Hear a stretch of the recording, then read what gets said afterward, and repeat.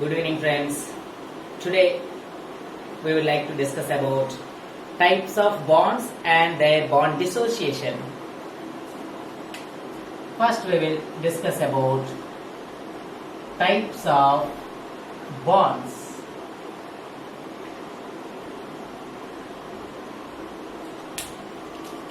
For example, you know very well about atoms. Okay, so for example, hydrogen is an atom. What is its electron configuration? 1s1. What does that mean? Hydrogen has one electron in its outermost orbit. Okay, so I would like to take another hydrogen. Same electron configuration. It can also write like this. These are also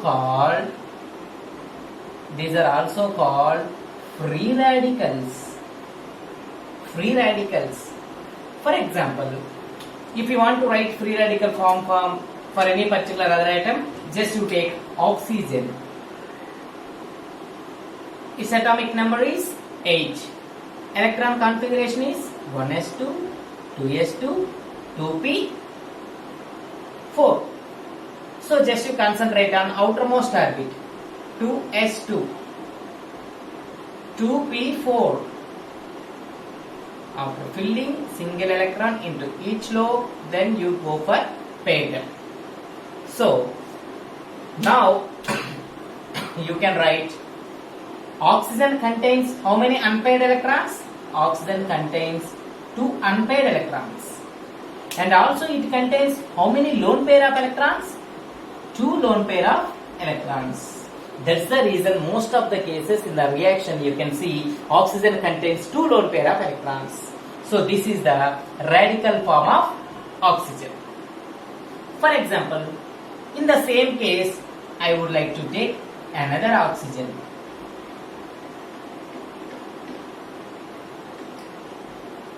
These are the 2 unpaired electrons. These are the 2 paired electrons. In the case of nitrogen, atomic number is 7. Electron configuration is 1s2, 2s2, 2p3. Sorry. So, outermost orbit contains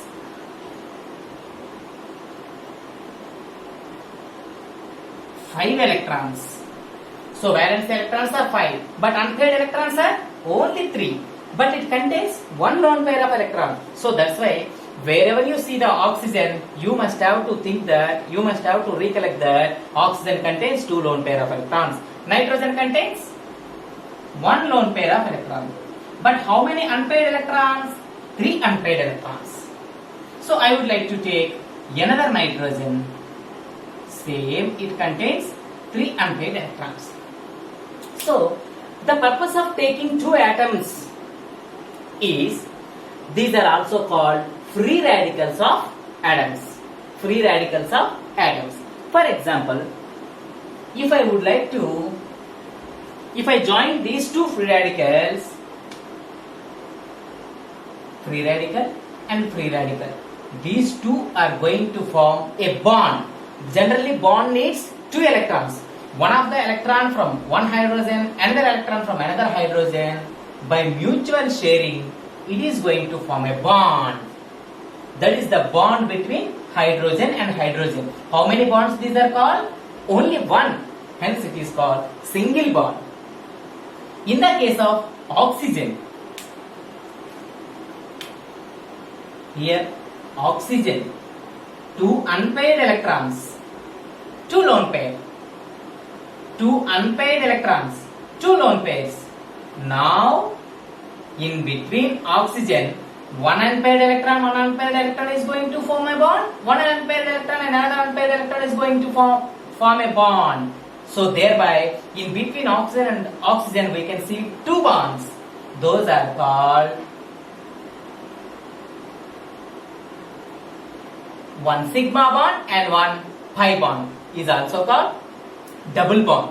So single bond means only sigma bond. So whenever the bond forms in the beginning itself, that is very strong bond that always forms through the axis hence it is called sigma bond.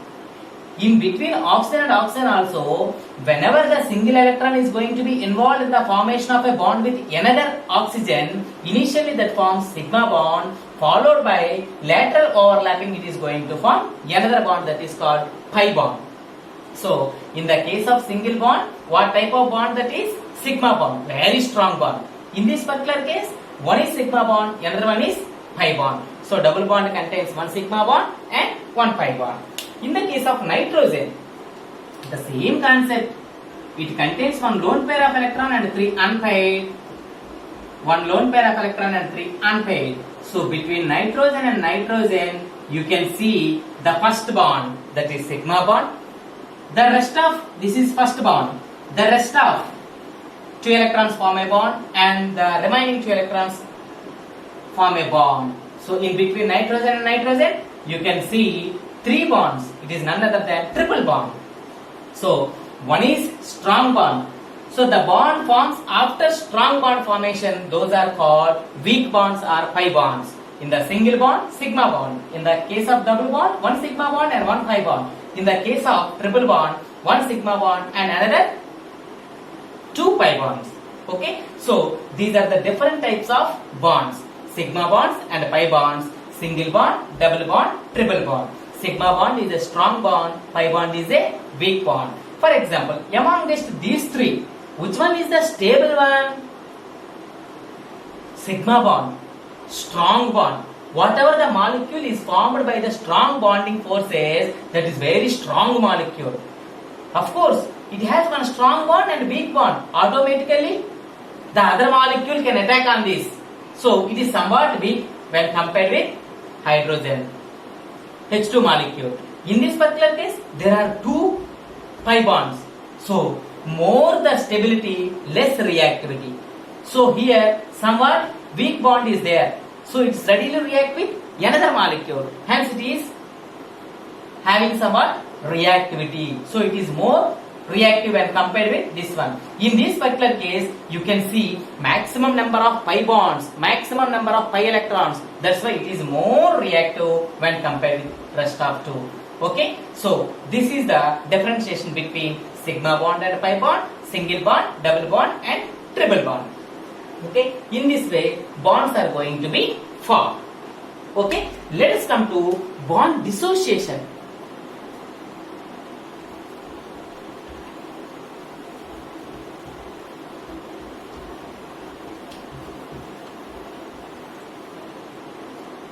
Generally, bond dissociation takes place by two methods.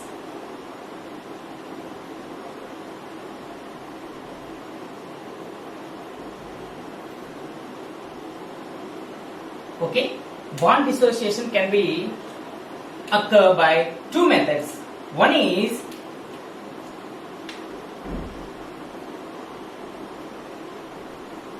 we can break the bond equally. That is called homolysis. In the case of another method, there is an unequal distribution of bond. That is called heterolysis. What is homolysis? Equal distribution of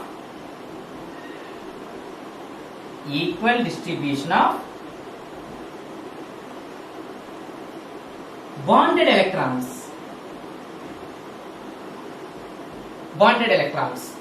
For this equal distribution, we have to apply maximum energy. So it needs more heat, energy in the form of heat or reagent. Okay, for homolysis process, we have to apply heat or maximum energy. For what purpose? Equal distribution of electrons between the similar atoms or dissimilar atoms. Okay, so this is about homolysis. Let's come to heterolysis. It is nothing but unequal distribution of electrons. Unequal distribution of electrons. In this unequal distribution, we no need to apply maximum energy.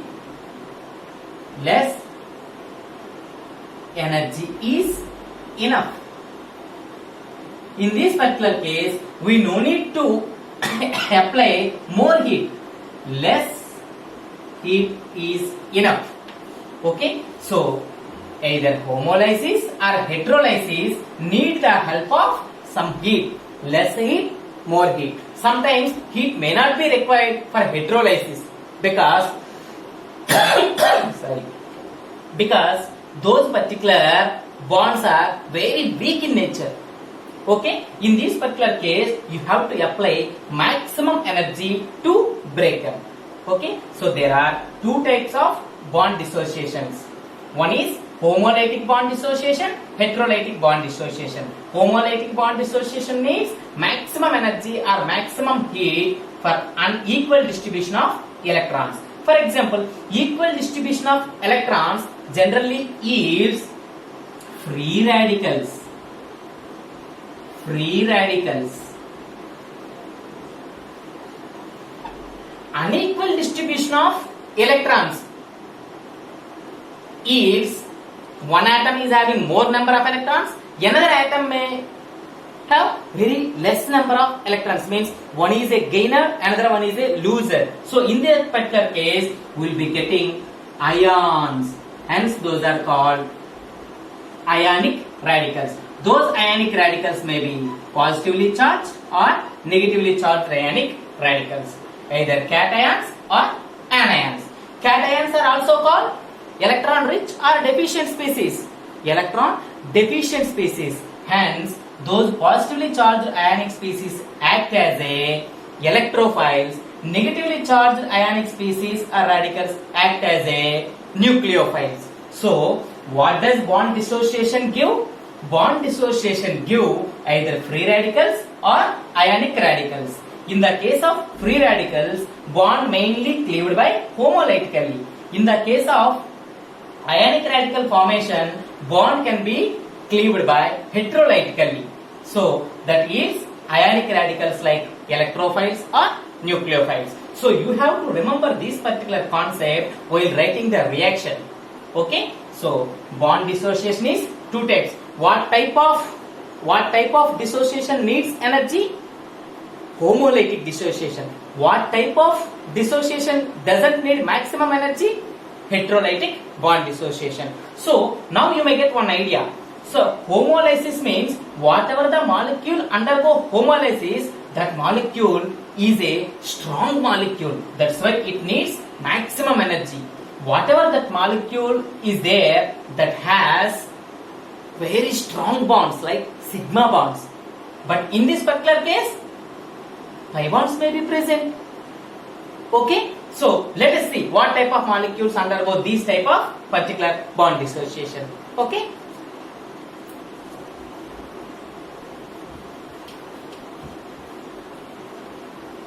Now I would like to take previously discussed molecules like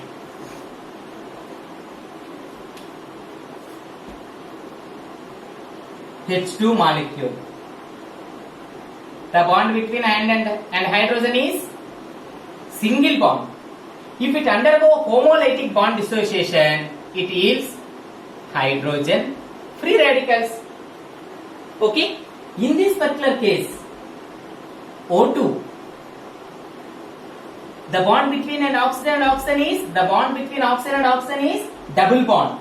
Homolytic bond dissociation. If this bond breaks, one electron to oxygen, another electron to oxygen. If this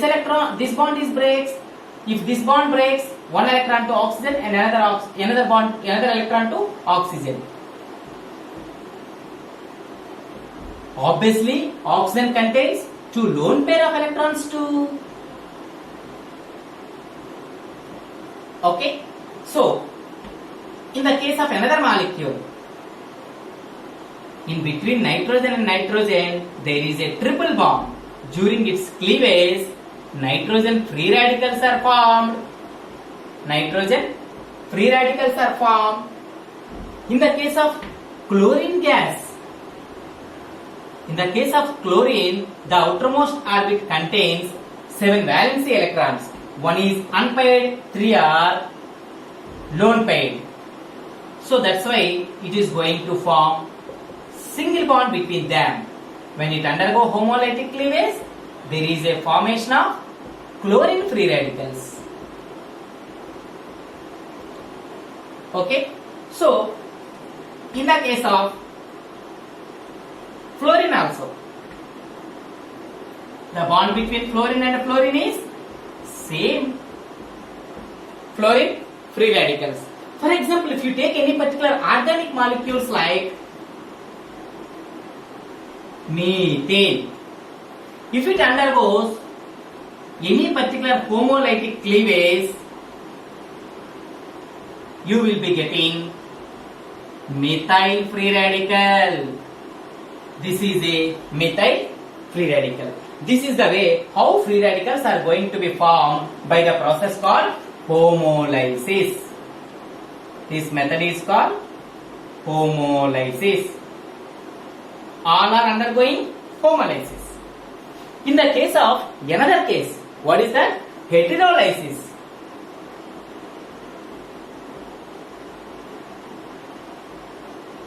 In the case of heterolysis, just to take some examples.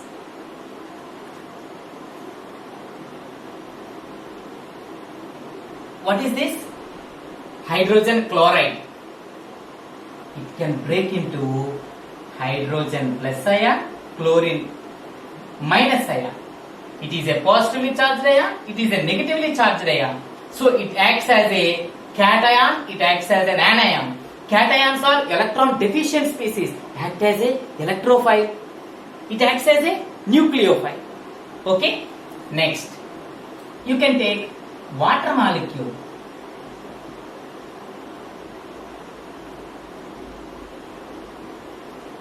It can break into, which one is more electronegative? Oxygen. That's why these bonded electrons are more dense towards to oxygen. In this particular case also, which one is more electronegative?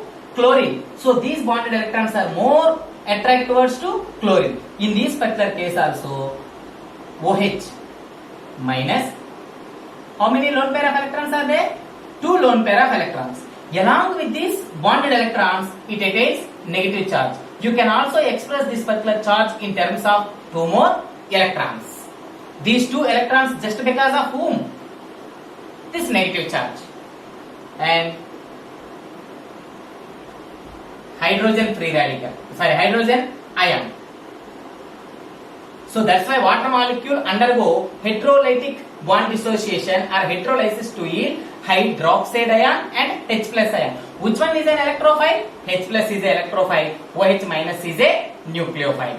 For example, in the case of potassium bromide, which one is more electronegative? Bromine. Hence, these bonded electrons are more dense towards to bromine. It's a loser, it's a gainer. So, K plus 1, Br minus 1. It is an electrophile, it is a nucleophile. Okay. For example, commonly used example, sodium chloride. Which one is more electronegative? Chlorine. Na plus 1, Cl minus 1. Which one is the electrophile? Na plus. Cl minus 1. Chloride is a nucleophile. For example, if you take another molecule like, everybody knows about this. It is none other than sulfuric acid. Which one is more electronegative? Oxygen. So bond electrons are more dense towards to oxygen. So that's why O minus is going to be formed. In this particular case also, same. So how many H pluses it is going to liberate? 2 H plus. So it's a sulfate ion and 2 hydrogen ions. For example, here I want to take one organic example.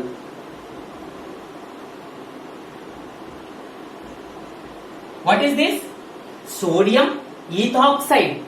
Sodium ethoxide. If it undergo heterolytic bond cleavage, which one is more electronegative? Oxygen. So that's why CH3, CH2, O minus plus Na plus. So eth oxide ion and sodium ion. Eth oxide ion acts as a nucleophile. It acts as a electrophile. So this is the way how the molecules undergo homolysis process and heterolysis process.